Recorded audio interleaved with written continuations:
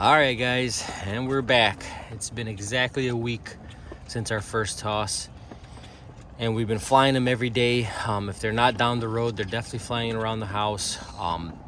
We had a bit of rain, some lazy mornings that really just didn't want to get up. I was too tired from work, things of that nature, but we're in a good spot. Some of you guys may remember this location from a couple years back. We had a really bad toss from here, and that was mostly due to the Canadian wildfires and all the smoke in our area. The birds got scattered. I was getting birds home all day for the next couple of days, and I lost probably a whole basket of birds if I remember right. That is not the case now. We have nice clear skies.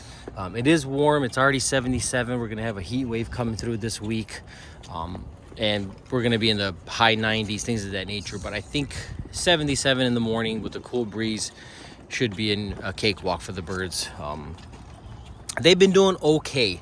Our very first toss, like I said, was under a mile. We lost 4 birds, 2 of which I expected to lose, 2 of which I didn't really expect to lose, but if they had come in a solid group, I would not have lost them, because they divided or separated, and they may have landed in a tree or something. They may have been a little too young to figure it out, but even then, they should have seen it. Again, at that height, you can see quite a distance. They should have been able to see our area, maybe not necessarily the loft, but our area from that distance, no problem. So unfortunately, they flew off in the wrong way, in the wrong direction, I mean, and they never made it back, which is unfortunate because there's 2 youngsters, probably from the 3rd round, that they tried to sneak in. And again, I know I've talked about this in the past, guys. It's one of the reasons why I don't keep any youngsters after May, or I stop breeding after May.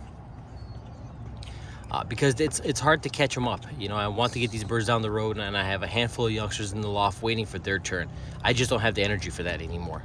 I cut off breeding, and whatever I have left, I usually hand out to other lofts, guys who are maybe short on birds, had bad tosses, things of that nature. So in the future, I'll try to convince myself to do so, and not keep one extra. And you know, we all have the same ideology. You know, well, this one could be a good one, and this is off this pair or that pair, and you know, it makes it tough for me to manage the team correctly. Now there's nobody that I have to leave home. Everybody's in the baskets. We're all going down the road. Big boy Copper's with us today. He was walking around and he was anxious to go. He's not really a car dog, but he had a good time today. So plus, I think it eases people's minds when you see somebody with a dog and they don't question it as much, I guess. I thought about that on the ride here. I said, if somebody were to see me, so I'm on back of a building, it's empty, but if somebody were to pull up and they see you with a dog, they don't really think twice. You're kind of walking your dog, you're kind of doing your thing. But you got 4 baskets and you're releasing things. I've been called out for releasing raccoons, which made no damn sense, but regardless, people are people. So we'll let them up here in just a minute and clock them on the way home. We'll see if the returns are good. Lately, they've been a little on the slow side, but on the previous toss a couple of days ago, it was right on point. We had a nice big team. They all came in together. They all trapped in within about 10-12 seconds. So it was a very good toss. I just wish they would have gained a little bit in speed. Right now, we're getting there, guys. We're getting there. So a couple more minutes, we'll let them up here, and we'll see you guys at the loft.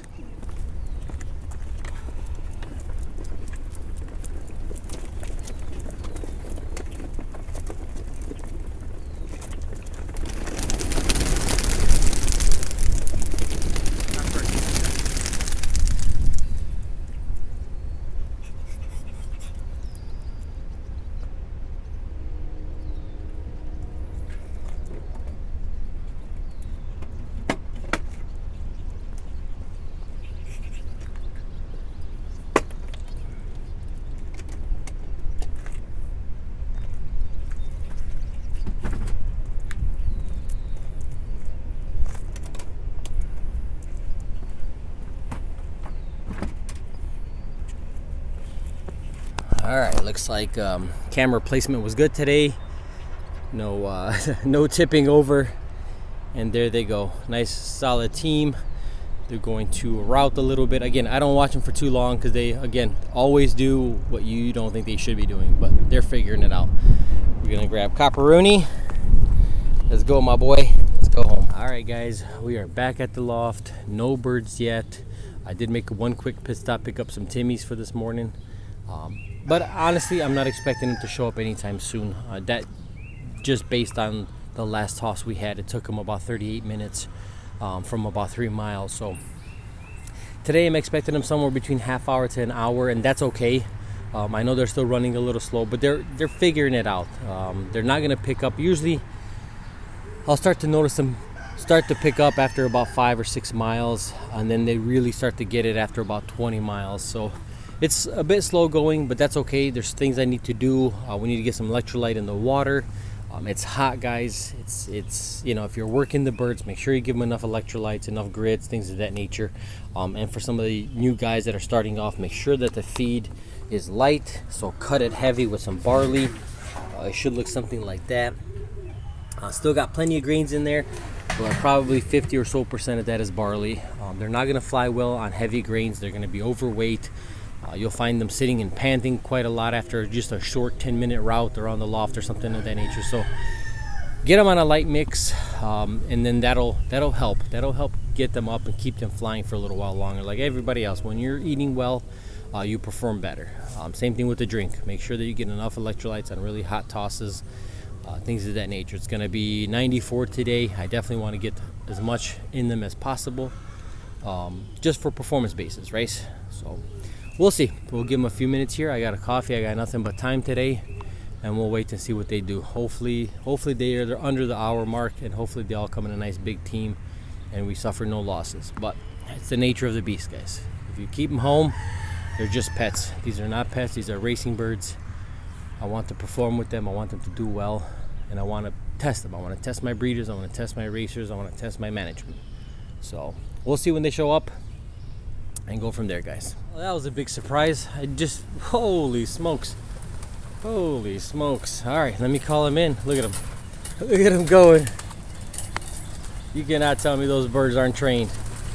Wow, they came in hot like rockets, boy. Now they're just piling in. So let me let you guys go and feed them. It was incredibly surprising for me. I was not ready for that. They all came down, home within about 20 minutes. That was roughly 5 miles. And they piled in like crazy. They're ready for food. Got the electrolytes going. I'm kind of amped. They got me amped, which is weird.